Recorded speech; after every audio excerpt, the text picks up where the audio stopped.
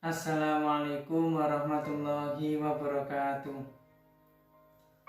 Saya Hasib Saifuddin, mahasiswa Pendidikan Agama Islam IAIN Ponorogo, ingin sedikit membahas tentang terjadinya pembukuan Al-Quran. Selanjutnya, pokok pembahasan kita sejarah pembukuan Al-Quran.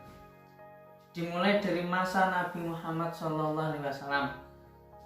Pada permulaan Islam, bangsa Arab adalah merupakan bangsa yang buta akan huruf, dan amat sedikit bagi mereka yang mengenal tulis baca Al-Quran. Mereka mengenal kertas sebagaimana sekarang. Perkataan al-waraq atau daun, al-waraq atau daun, yang lazim pula dipakai dengan arti kertas di masa sekarang hanyalah dipakaikan pada daun kayu saja. Dulu sudah ada kertas, tapi kertas itu kayu. Jadi ketika pada zaman Nabi Muhammad dulu, kitab atau buku jenis apapun belum ada. Pada masa itu hanyalah berarti sepotong kulit, batu, atau tulang dan sebagainya yang telah tertuliskan, atau berarti seperti kata-kata. Jadi dulu belum ada buku, tulang, kulit yang untuk menulis, belum menjadi satuan buku.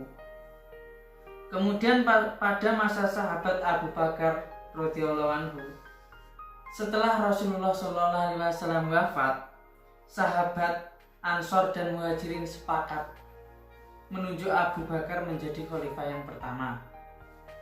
Pada masa awal pemerintahan, banyak orang-orang Islam yang belum kuat imannya, terutama di daerah Najd dan Yaman. Banyak di antara mereka yang menjadi murtad dari agama Islam, dan banyak pula yang menolak membayar zakat.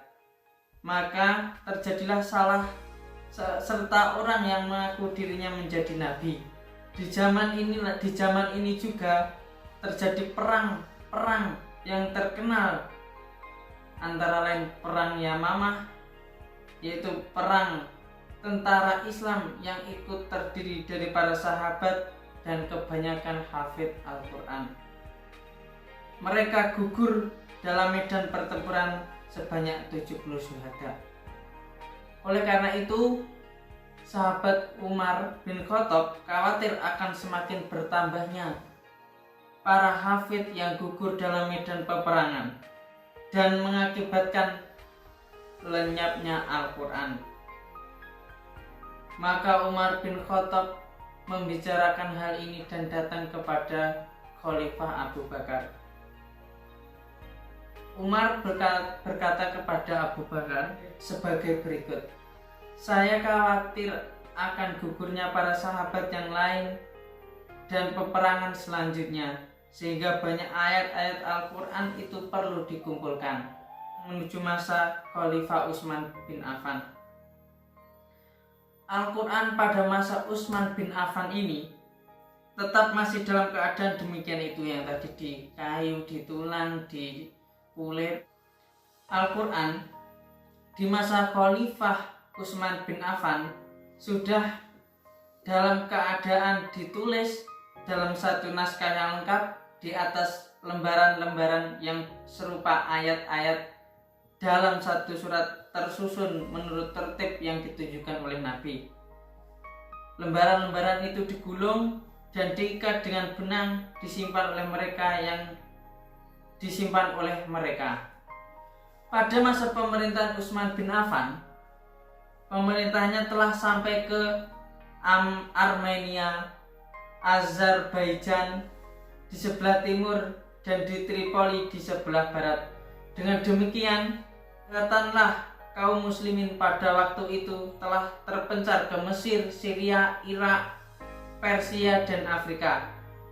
Kemana mereka pergi dan di mana mereka pergi, tinggal Al-Quran itu tetap menjadi imam mereka. Kemudian Khalifah Utsman bin Affan meminta kepada Hafsah binti Umar lembaran-lembaran Al-Quran yang ditulis pada masa Khalifah Abu Bakar untuk disalin.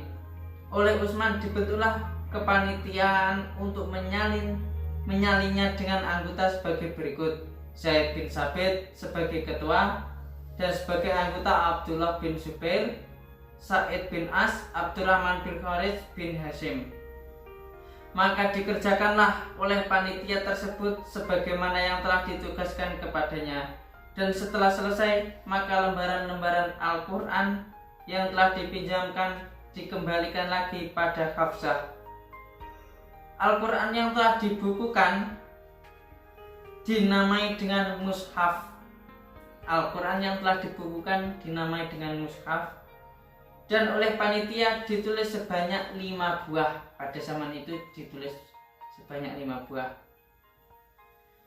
4 buah diantaranya dikirim ke Mekah, Syria, Basrah, dan Kufah, dan 1 buah di Madinah untuk Khalifah Utsman bin Affan sendiri.